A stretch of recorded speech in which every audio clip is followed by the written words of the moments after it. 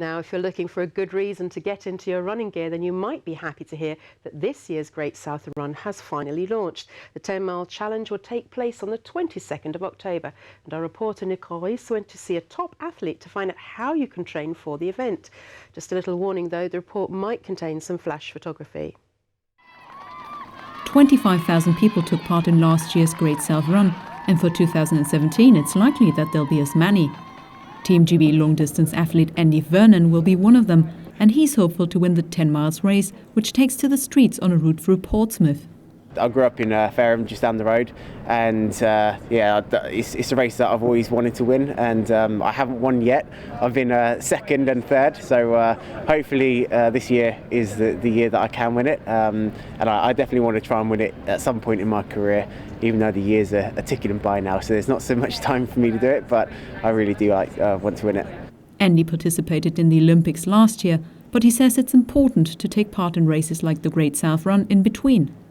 The Olympics is something it's amazing to compete in, but you know they do come and go. They're every 4 years. It's like the World Champs are every 2 years, and Commonwealth Games are every 4 years. So you do have to have these races in between as well. And it's good to have the races year on year. And you can also, like, what I like to do is try and keep to the same kind of races that I've done before. You're familiar with them, and you've got the structure there. And it's one of those things, if it's not broke, don't fix it. So if it's worked in the past, then just keep to the same structure and keep doing that. So by having these races come year on year at the same time, you kind of know what you're going into, and you know what's coming up, what's on the calendar, and so they're really good for that. This year's edition will also see a new headline sponsor.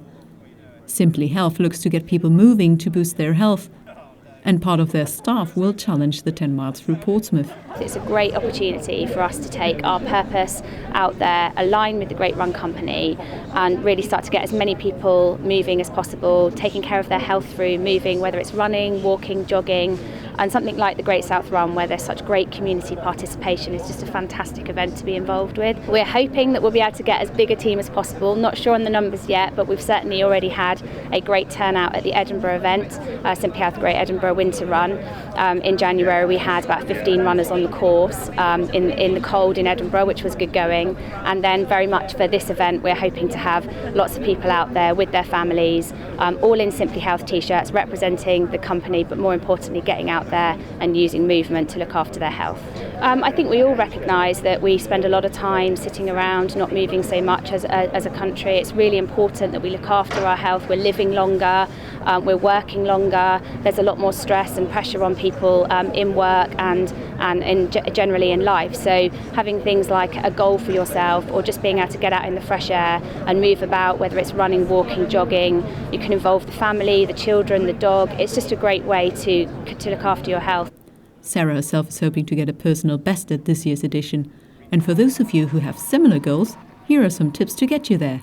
You don't want to just turn up on the day and have 10 miles to run. It is a long way.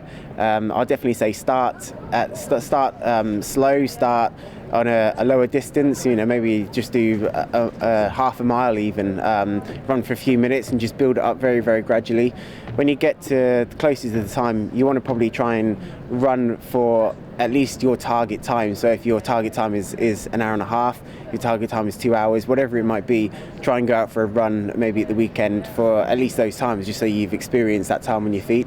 And try and do a few things a little bit faster. Join a club, that's always a good thing. Do get involved in park runs, things like that. There's so much stuff out there, and there's also other great runs through the year that aren't as long as 10 miles. There are 10Ks around the country as well, if you get involved in those ones. Nicole Ris for That's Solent.